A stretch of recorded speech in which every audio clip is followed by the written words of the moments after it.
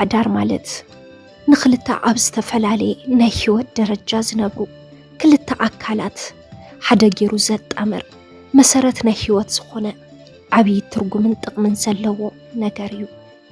ናይ ክልተ ሰባት ፍቕሪ መእሰሪኡ ሓዳር እዩ። ንብዙሕ ዓመታት ኣብ ዝሞቐ ፍቕሪ ፀኒሕኻ ክሳብ ህይወትካ ትሓልፍ ከምኡ ኢልካ ኣይትቕፅልን። ዋላ ንስኻ እንተደለኻ ወለድኻ ሂዞሞ ዝመፁ ባህልን እምነትን ብኡ ንኽትቀፅል ኣየግድድን። ናይ ኩሉ ነገር መእሰሪ ሓዳር ስለ ዝኾነ ብስርዓት ብዓበይቲ ዓዲ ተዓጂብካን ተመሪቕካን ስነ ስርዓት መርዓ ኣካይድካ ሓዳርካ ብስርዓት ትገብር። ፍቕሪ ናይ ኩሉ ነገር መጀመርታ እዩ። ኩሉ ርክባት ብፍቕሪ ኣቢሉ ይጅምር። ቀስ ብቐስ ካብ ግዜ ናብ ግዜ ከዓ ኣብ ዝተመረፀሉ መዓልቲ ናብ ሓዳር ይእቶ። ብዙሓት ሰባት ንሓዳር ክፈርሕዎ ይረአዩ እዮም። ናይ ገሊገሊኦም ፍርሒ፣ ናይ ገሊገሊኦም ከዓ ሕንቃቐ፣ ናይ ገሊገሊኦም ድማ ሸለልትነት ዓብሊልዎም ንሓዳር ከይኣትዎ ብደጊኡ ይርሕቆም። ብዙሓት ሰባት ኣለው ንሓዳር ልክዕ ከም ቤት ህንፀት ከም ቤት ማእሰርቲ ገይሮም ዝቆፅርዎ። ናብ ሓዳር ሓደ ግዜ እንተኣቲኻ ናብ ጭንቂ ከም ዝኣተኻ እዩ ዝቁፀር።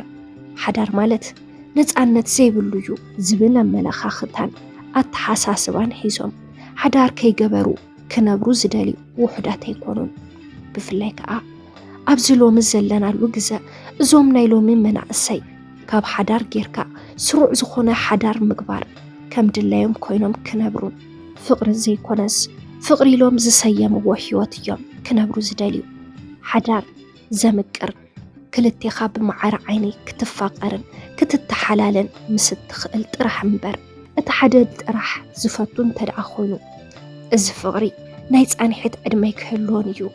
ኸይዱ ድማ ኣብ ዝኾነ ሰዓት ምፍራሱ ኣይተርፎን እዩ።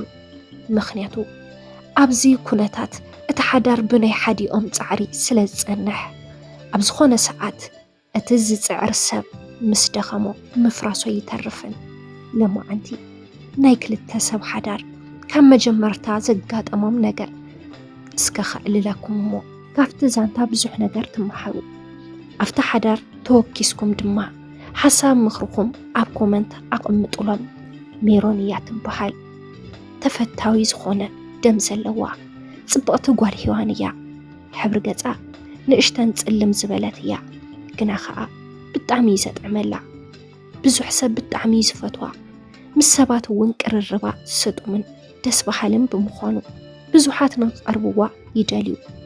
ስድራ ሜሮን ኣብቲ ዝነብሩሉ ከባቢ ዝተኸበሩን ዓበይትን ሰባት እዮም። ኣብ ምንም ሕማቕ ነገር ኣይርከቡን። ኩሉ ግዜ ስሞም ብጽቡቕ እዩ ዝጽዋዕ። ኣብ ዘለዎ ማሕበራዊ ርክባት ስጡምን ኣብ ኩሉ ዝርከቡ ለባማትን ሰባት እዮም። ስርሖም ብኣግባቡ ስራሕ ውዒሎም ብስርዓት ናብ ገዝኦም ዝኣትዉ እዮም። ኣብ ገዝኦም ነንባዕሎም ዘለዎም ርክብ ካብ ቃላት ንላዕሊ እዮም። ኣብ ነንሕድሕዶም ዝነበሮም ፍቕሪ ካብ ቃል ንላዕሊ እዩ። ብፍላይ እውን ከዓ ኩሎም ኣባላት እታ ስድራ ንሜሮን ፍልይ ዝበለ ፍቕሪ ነይርዎም።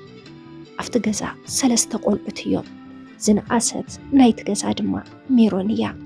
በይና ጓልን ንእሽተንም ብምዃና ኩሎም ኣብ ልዕሊኣ ፍሉይ ምንክብኻብ ይገብሩላ። ሜሮን ኣብ ትምህርታ ብዙሕ ኣብ ዝእቶ ዝበሃል ውፅኢት ኣይነበራን።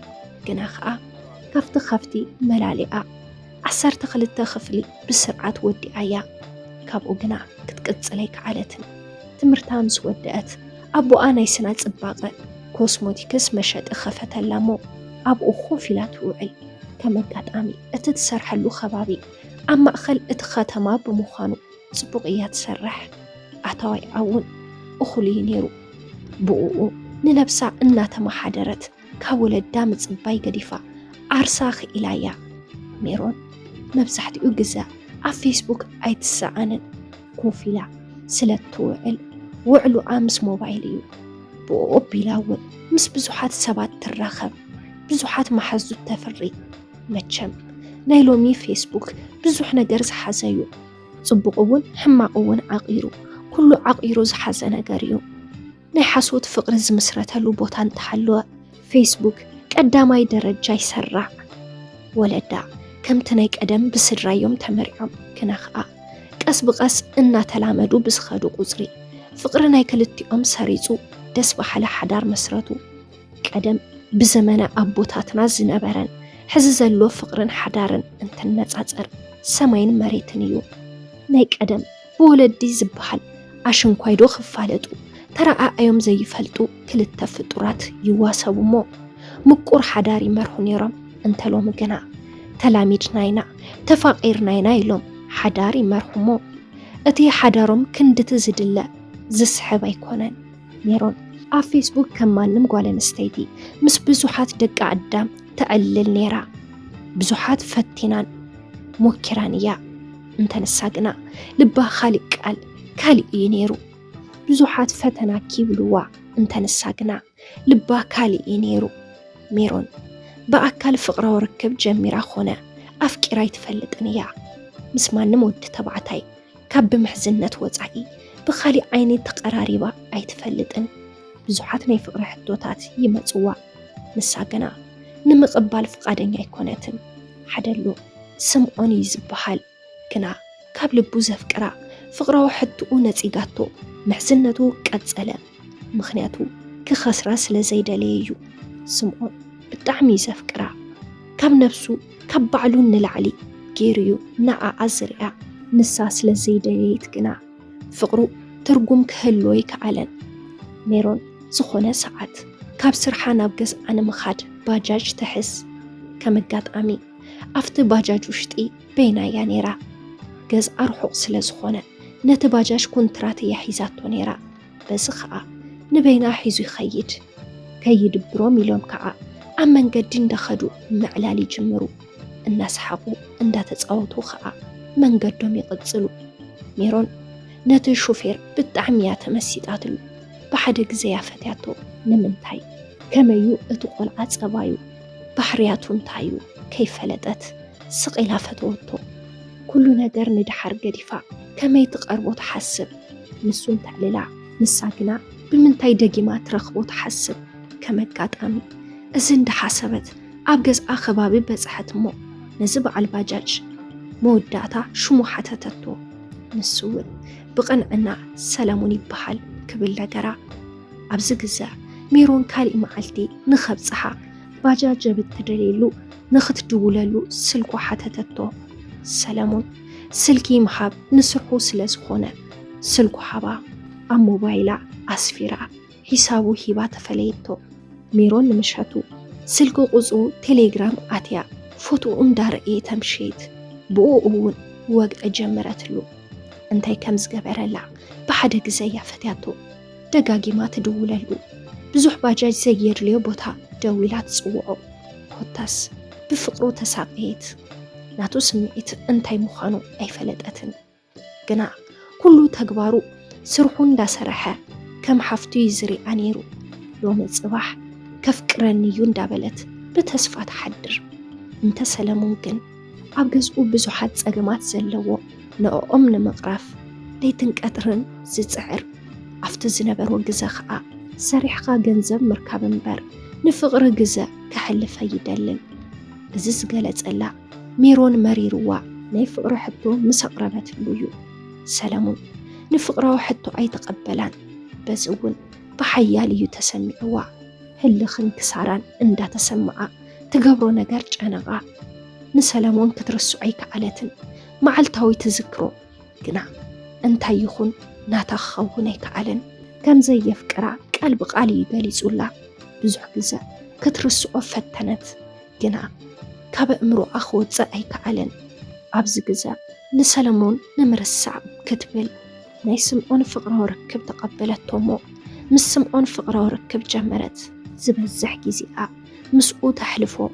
ስምዖን እውን ስለ ዝፈትዋ ጊዜኣ ንኽትፈትዎ እዩ ዝገብር። ካብ ዕለት ናብ ዕለት ፍቑራት ዝገብርዎ ነገር ኩሉ እንዳገበሩ ኣዋርሕ ኣቁፀሩ። ግና ሜሮን ንሰለሙን ክትርስዖ ኣይከኣለትን። መፍትሒ ክኸውን እዩ ዝበለቶ ከዓ መርዓ ገይሮም ሓዳር ምስ ስምዖን ክምስርቱ ደለየት እሞ ከም ዝደለየቶ ተመሪዖም ሓዳሮም ምግባር ይጅምሩ። ከምቲ ኣብ ላዕሊ ዝበልክዎ ሓዳር ምቁር ነገር እዩ። ክልተ ዝተፈላለየ ኣካል ናብ ሓደ ዝጣመሩሉ ዝተቀደሰ ነገር እዩ ኣብ ሓዳር ብዙሕ ውህብቶታት ኣለዉ ካብ ኩሉ ዝበለፀ ውህብቶ ከዓ ውላድ እዩ ሜሮን ግና ቀልጢፎም ክወልዶ ይደልየትን ጽንሕ ኢልና ንውለድ በለቶ ስምዖን ካብ ነብሶ ብሊጹ ይዘፍቅራ ኣብ ልዕሊኣ ዝገብሮ ምንክብኻብ ፍሉይ እዩ ኩሉ ግዜ ንግሆ ቀዲምዋ ብምትሳዕ ባዕሉ ትፈትዎ ምግቢ ሰሪሑ የዳልወላ እሞ ግንባራ ስዒሙ ናይ ፍቕሪ መልእኽቲ ኣብ ንእሽተን ወረቐት ጽሒፉ ገዲፉላ ይኸይድ ሜሮን እውን ከም ምድቃሳ ተላዒላ ነቲ ጽሑፍ ኣንቢባ ቁርሳ ቆሪሳ ናብ ስርሓ ትወፅእ ደስ ዝብል መዓልቲ ከዓ ተሕልፍ ስምዖን ብዝገብረላ ምንክብኻብን ሓልዮትን ሜሮን ኣመና ሕጉስቲ እያ ነይራ ምንም ዘይምርድዳእ ዝበሃል ነገር የለን ኩሉ ድሌታታ ስለ ዝፈልጥ ከይበለቶ እዩ ዝፍጽመላ ኣብ ከባቢኦም ዘሎ ሰብ ብሓዳሮም ዘይቐንእ ሰብ ኣይነበረን ንሱ ኣብ ልዕሊኣ ዝልግሶ ፍቕሪ መሊኡ ዝፈስስ እዩ በንጻሩ ግና ሜሮን ኣብ ልዕሊ ስምዖን ተሪኦ ፍቕሪ ብዙሕ ኣይኮነን ብዝገብረላ ፍቕርን ሓልዮትን ብጣዕሚ እያ ትፈትዎ ከምቲ ንሱ ዘፍቅራ ግን ኣይኮነን ብዙሕ ክንክን ፍቕርን እናለገሰላ ግና ሜሮን ብሓዳር ቅሳነት ኣይስማዓን ምኽንያቱ ኣብ ልዕሊኡ ፍቕራዊ ስምዒት ኣይነበራን ኩሉ ብምሉኡ ይጎላ ብብርሃኑ ይጽልምታ ኮታስ ብሓዳራ ሕጉስቲ ክትኸውን ኣይከዓለትን ብናይ ሓደ ሰብ ፍቕሪ ጥራሕ ዝተመስረተ ፍቕሪ ከይዱ ልዕሊ ዓቕሚ ሜሮን ኮና እቲ ሓዳር እናጸለአቶ መጸት ክርስዖ ኢላ ዝኣተወቶ ሰለሙን ዋላ ክትርስዖ ኣይከዓለትን በዚ ከዓ እንታይ ከም እትገብር ጨነቓ እቲ ሓዳር ድማ ጸለአቶ ስለዚ ናይ ማኪ ሚድያ ተኸታተልቲ እንታይ እንተገበርኩ ይሓይሽ ትብለና ኣላ ሜሮን ሓዳረይ ገዲፈ ክፋታሕዶ ዋላስ ዋላ ኣነ እንተዘይፍቀርክዎ ዘፍቅረኒ ስለ ዘረኸብኩ ምስኡ ሓዳረይ ክቕጽል በጃኹም ሓሳብ ርእይቶኹም ኣብ ናይ ኮመንት መጽሐፍ ቦታ ግደፉለይ ትብለና ኣላ